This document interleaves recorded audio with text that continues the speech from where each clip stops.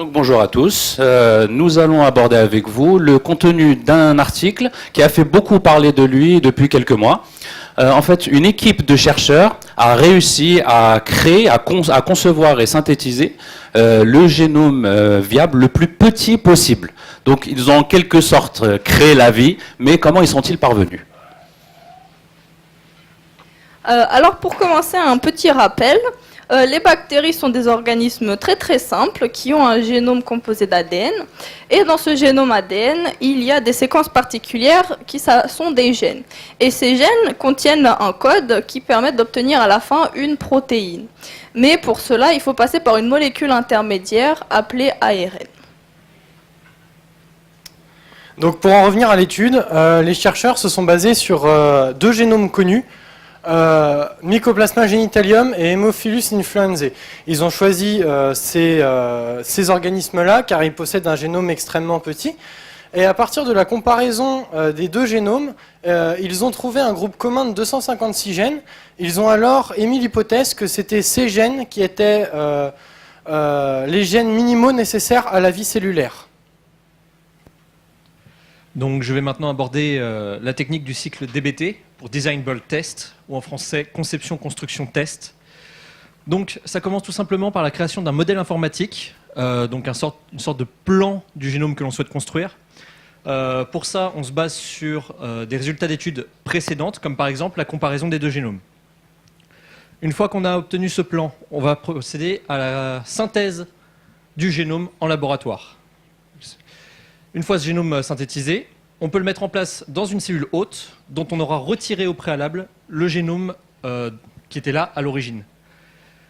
À partir de ce moment-là, il nous suffit de regarder si la cellule survit, si elle meurt, quelles caractéristiques disparaissent pour savoir si les gènes présents sont essentiels ou non et pourquoi ils codent. On peut alors utiliser ces données pour créer un nouveau plan.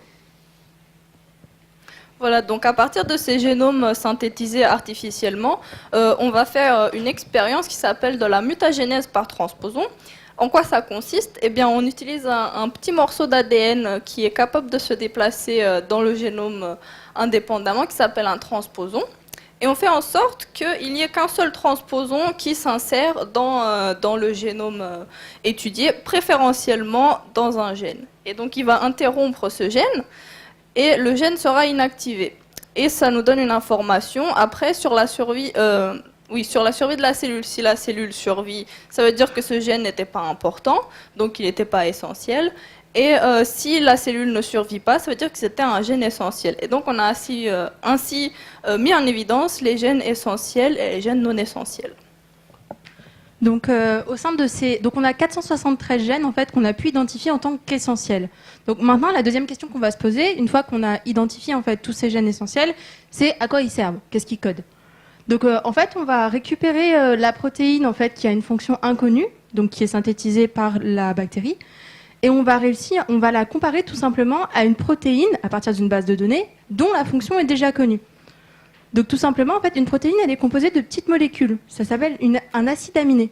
Donc on va comparer chaque acide aminé, en fait, entre la protéine, et on va savoir, en fait, si ça se ressemble, c'est qu'elles ont la même fonction. Si ça se ressemble pas, c'est qu'elles n'ont pas la même fonction. Donc à partir de là, en fait, on a pu définir des groupes de fonctions. Alors, on a 4 grands groupes. Le premier, c'est l'expression de l'information génétique. Donc là, ça fait 41% des gènes. Donc ça veut dire que, tout simplement, on a besoin de protéines pour faire d'autres protéines. Maintenant, on a 7% de ces gènes qui est tout ce qui est préservation de l'information génétique. Ça, ce sont des protéines qui vont venir aider, on va dire, entre guillemets, la molécule d'ADN à ne pas se dégrader. Donc elles vont protéger la molécule d'ADN parce que c'est l'information génétique, donc il faut la conserver, il faut qu'elle soit le plus proche possible de ce qu'elle est censée être. Ensuite, on a 18% qui ont un rôle dans tout ce qui est membrane cellulaire. Donc ça, c'est tout simple en fait. Elles ont besoin de protéines membranaires. Donc c'est quoi ? C'est un peu la même chose que notre peau à nous qui nous protège. Donc elles ont une petite peau qu'on appelle membrane qui entoure la cellule. Et tout ce qui est enfin 17% dans tout ce qui est métabolisme cytosolique. Alors ça, c'est un mot un peu scientifique pour dire tout ce qui est réaction de dégradation en fait.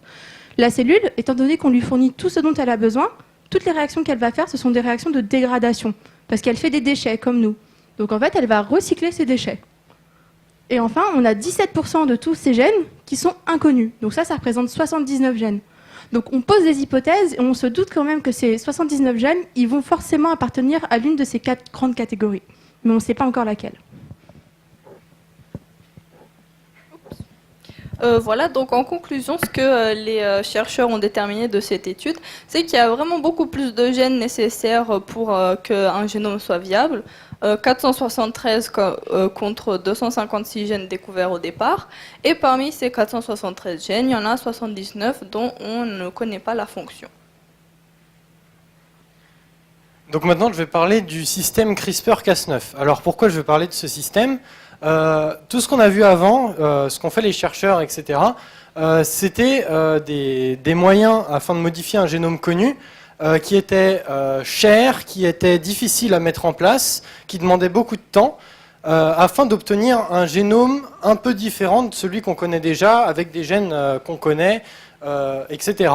Donc le système CRISPR-Cas9 permet de faire des modifications génétiques à moindre coût par rapport à ce qu'ils ont fait dans l'article qu'on vous a présenté. Donc ce système provient d'un système de défense des bactéries contre les virus. Donc nous allons vous montrer une vidéo.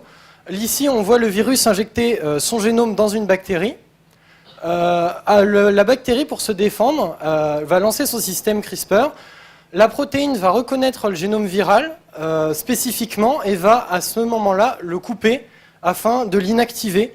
Ainsi, la bactérie n'est plus menacée par le virus qui l'a infectée.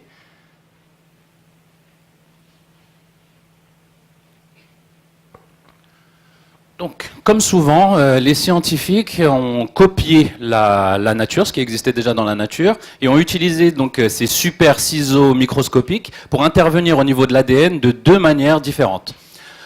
Donc, ils vont donc utiliser donc ces ciseaux pour couper de manière ciblée l'ADN et laisser la cellule réparée, mais mal réparée, heureusement pour nous dans ce cas-là, parce que ce qui est voulu, c'est l'inactivation du gène. Une fois inactivé, on peut comprendre sa fonction et les interactions, les liens entre ce gène et les autres gènes de la cellule. Pour comprendre un exemple, si on veut connaître la fonction des jambes, ben on prend un sujet au hasard, par exemple Monsieur Fisson, voilà, et donc on va lui couper les jambes et on va observer ce qu'il se passe. Si Monsieur Fisson ne peut plus marcher, c'est que les jambes lui servaient à marcher. C'est à peu près le même système. Deuxième manière d'intervenir sur l'ADN, donc on va de la même manière couper l'ADN de manière ciblée avec nos super ciseaux, mais cette fois-ci on ne va pas laisser la cellule combler par elle-même le vide, on va donc la forcer à utiliser un fragment d'ADN, un morceau d'ADN, un gène humain par exemple, et donc elle va l'utiliser pour combler le vide. Par ce biais, donc, on peut contrôler le fonctionnement de la cellule, lui faire produire, par exemple, une protéine qu'elle ne produit pas naturellement, l'insuline humaine, par exemple. Savez-vous pourquoi depuis le prix de l'insuline et sa disponibilité a été le prix a diminué, sa disponibilité a été augmentée depuis quelques dizaines d'années? Eh bien, grâce à ce genre de système, de modification génétique. Voilà, donc on voit que l'apport de ce genre de système dans les domaines sanitaires et même d'autres domaines de notre vie quotidienne. Et nous vous remercions de votre attention.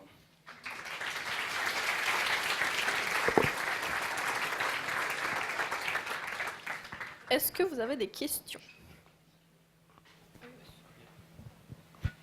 Bon, je vous remercie pour la présentation, très claire.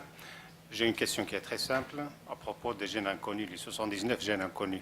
Qu'est-ce qui fait qu'on n'arrive pas à connaître la fonction de ces gènes alors que technologiquement, on est très avancé dans le domaine de la biologie moléculaire? Vous avez parlé de CRISPR, Cas9, et ainsi de suite.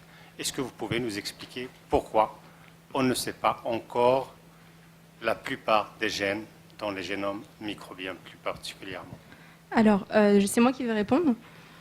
Alors, en fait, donc, pour tous ceux en fait qui nous écoutent, là on est placé dans un organisme qui s'appelle, qui sont des mycoplasmes, qui sont des toutes petites cellules toutes simples, hein, avec un génome très petit. Et ce sont aussi des organismes qui évoluent très rapidement, hein, juste pour mettre un peu les bases en place pour tout le monde. En fait, dans ces 79 gènes, la comparaison en fait de la fonction protéique, et ça c'est pareil partout, c'est pas seulement pour cette étude-là, savoir en fait la fonction d'une protéine, on le fait tout le temps par comparaison.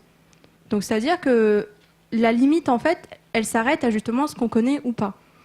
Sachant qu'en plus on est dans un organisme qui se modifie assez, je vais dire facilement entre guillemets, on peut avoir par exemple deux protéines qui ont la même fonction mais qui n'ont pas la même structure. Donc c'est compliqué en fait de comparer la structure primaire, donc les petits acides aminés pour les lycéens, d'une protéine inconnue qui pourrait avoir la même fonction que celle d'une protéine connue avec une fonction connue, si les structures se ressemblent pas. Donc par exemple, je peux aussi avoir un exemple très concret. J'ai une protéine qui fait 300 acides aminés. La mienne, elle en fait que 100, je connais pas sa fonction. Je la mets sur ma protéine de 300, je vois 100% d'identité, 100% d'alignement. Je me dis, bah nickel, elle a la même structure, elle a la même fonction. Mais comment ça se fait dans ce cas que la protéine que j'ai, elle est beaucoup plus courte, elle n'a pas toutes les mêmes séquences, et pourtant elle a la même fonction? Pourquoi est-ce qu'elle ne fait pas la même taille si elles n'ont pas la même fonction? Donc après, c'est des parties en fait qui sont plus ou moins nécessaires. Donc on ne peut pas dire en fait. Mais la plupart en fait des 79, on les a quand même étudiés. Ils n'ont pas juste dit bah, ces 79 là, on ne sait pas. En fait, il y a eu des pourcentages d'alignement avec d'autres protéines dont la fonction est connue, mais ces pourcentages ils sont très très faibles. On peut dire avec très très peu de certitude qu'elle aurait la même fonction. Mais sauf qu'en fait le risque il est trop élevé pour dire que ça serait cette fonction-là. Parce qu'on est pratiquement sûr de se tromper si on dit que c'est la même fonction, même si elle se ressemble un petit peu.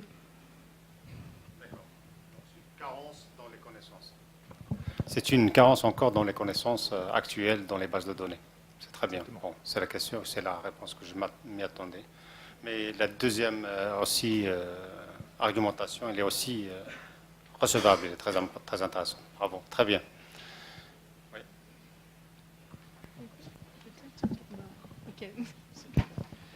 Est-ce qu'une partie de la réponse n'est pas localisée dans la manip qui a été faite, c'est-à-dire de mettre ces mycoplasmes sur un milieu de culture? Et oui, et donc là, il faudrait être imaginatif et arriver à trouver les milieux capables de débusquer. Alors en fait, ça fait partie de la discussion de l'article, en réalité. Ils ont fait pousser ces bactéries sur des milieux vraiment très très complets qui offraient aux bactéries tout ce dont elles pouvaient avoir besoin pour pousser. Ça, on ne peut pas en être sûr, on n'est pas capable d'imaginer. A priori. Et donc, il disait que justement, les gènes dont on parle ici sont des gènes qui sont essentiels dans ce milieu et qu'il faudrait poursuivre par d'autres études pour être certain que ce sont les gènes essentiels, qui sont essentiels à la vie. Mais que, bon, a priori, il y a déjà énormément de conditions qui ont été testées. D'accord. Mais là, il faut faire attention aussi parce que les mycoplasmes sont dépendants de l'hôte pour des échanges de molécules que l'un sait faire et l'autre ne sait pas faire. Il y a de la synergie. Mais je vais terminer par une question métaphysique. Les gènes non essentiels, pourquoi ils sont encore là? Parce que, comme on le disait juste avant, nous avons des gènes essentiels dans ces conditions-là. Et c'est le point qui a été très très discuté dans l'article. Finalement, ces autres gènes vont, sans nécessairement être essentiels, apporter un avantage dans un autre milieu. C'est-à-dire que des gènes de résistance ne sont pas essentiels à la survie cellulaire dans un milieu qui ne possède pas, par exemple, d'antibiotiques. Ok, donc je pose ma question autrement parce que c'est la bonne réponse. Mais pour aller un peu plus loin, si on continue à cultiver cette bactérie sur le même milieu, théoriquement, ces gènes essentiels, ils vont recevoir des mutations qui vont les flinguer et ils ne seront plus opérationnels. Donc ils ont vocation à disparaître. Ça va devenir du junk DNA. C'est effectivement un autre aspect de l'étude qui a été très très discuté. Justement de la capacité justement des mycoplasmes à modifier leur génome très très rapidement, et donc ces gènes sont assez peu fixes dans le temps. C'est vraiment quelque chose qu'on sait, mais l'étude n'a pas été plus loin sur ce sujet. Oui, elle a déjà pris 10 ans à publier cet article, mais c'est quelque chose de vraiment très très intéressant et qu'on espère pouvoir étudier. Monsieur ? Oui, ce nouveau système CRISPR-Cas9 là, que la presse nous a présenté il y a quelque temps, vous en avez décrit les avantages. Est-ce que vous pourriez les chiffrer ? Je me souviens, il y a quelques années, j'étais venu au Génopole, au moment où il y avait l'analyse du code, etc. On disait, faire ça, ça coûte 1000 ou 2000 euros, il faut un mois. Et puis, quelques années après, on dit, oh, ça coûte 100 balles, et puis on fait ça en 5 minutes. Donc la CRISPR, quelles sont ses caractéristiques ? Ça coûte combien ? Par exemple, cette petite manipulation, entre guillemets, simple, que vous avez montrée, ça prendrait combien de temps et ça coûterait combien ? Alors, je vais déjà parler au niveau argent. Alors, il me semble, si je ne dis pas de bêtises, qu'effectivement, ça coûte une petite centaine d'euros. C'est quelque chose qui est très accessible, en plus, parce qu'on a, par exemple, des startups, New England Biolab, il me semble, qui fournissent aussi CRISPR-Cas9. Donc, c'est-à-dire qu'aujourd'hui, dans un laboratoire de recherche, si un chercheur a besoin de modifier son génome ou sa cellule pour telle ou telle raison, il passe un coup de fil, il commande sa protéine, elle est là. Bon, je ne peux pas vous dire les délais, mais elle est là dans quelques jours, à mon avis. Ça ne prend pas longtemps à arriver. Donc après, au niveau du temps, je pense qu'il faut déjà mettre en place de juste modifier une cellule. Un plan de recherche, ça ne se fait pas juste pour modifier une cellule. Donc il y a un plan de recherche derrière. Je ne sais pas, est-ce qu'on travaille sur une maladie ? Est-ce qu'il y a besoin de tester déjà sur des... Je ne sais pas, je vous dis ça comme ça, mais sur des souris saines, ça va prendre du temps d'abord. Donc est-ce que je fais mon plan en testant en même temps les souris saines, mes souris modifiées ? Est-ce qu'il vaut mieux d'abord que je produise mes souris modifiées, enfin produise entre guillemets, que je produise mes souris modifiées et qu'ensuite je planifie mon étude ? Est-ce que mon étude elle est située sur 3 jours ? Est-ce que je fais des prélèvements sur 3 jours ? Est-ce que je fais des prélèvements sur 21 jours ? Est-ce que je fais des prélèvements sur 1 mois et demi ? Donc en fait, la durée, elle dépend vraiment de ce qu'on veut faire avec et du but final de l'étude. Donc je ne peux pas vous donner de durée juste pour une simple modification d'une cellule parce que dans la réalité, ça ne se fait pas de juste modifier une cellule. Par contre, c'est un outil qu'un laboratoire pourrait acquérir ou est-ce que c'est un outil général pour lequel on fait sa demande ? Un peu comme en astronomie, si vous voulez observer un objet, vous envoyez votre demande, vous la renouvelez tous les ans et puis un jour on vous dit vous avez un quart d'heure d'observation, puis ce jour-là il y a des nuages, c'est foutu. Donc, est-ce que vous pouvez avoir dans votre laboratoire cet outil ou est-ce qu'il faut aller en Allemagne ou ailleurs ? Non, il n'y a pas besoin d'aller en Allemagne parce qu'il y en a là sur le Génopole, ça je le sais déjà. Mais je pense que, alors ça c'est mon avis à moi, je ne me suis pas renseignée sur les disponibilités à ce point au niveau national de CRISPR-Cas9. Mais de ce que je vois par rapport à Evry, c'est quelque chose qui est disponible, c'est quelque chose qui ne se fabrique pas par laboratoire.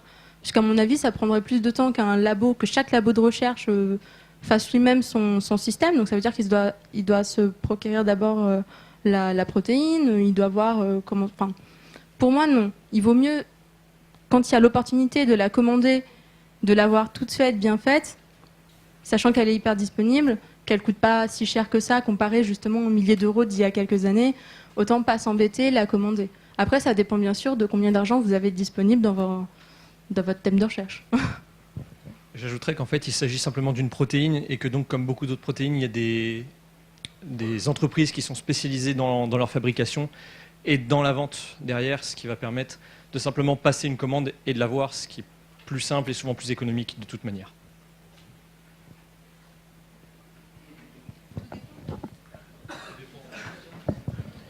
C'est pas une question de protéines, c'est une question d'ARN guide. Il y a juste l'oligo à commander. Par contre, vous avez des boîtes en France et aux États-Unis. Ozim en France le fait très bien. Il y en a d'autres plein ici où vous avez juste à commander le kit et vous avez quand même à faire séquencer, mais ça coûte 20 € maintenant, un oligo de 20 ou 40. Merci pour vos interventions. Monsieur. Oui. Est-ce que vous pourrez venir nous voir à la fin ? Merci.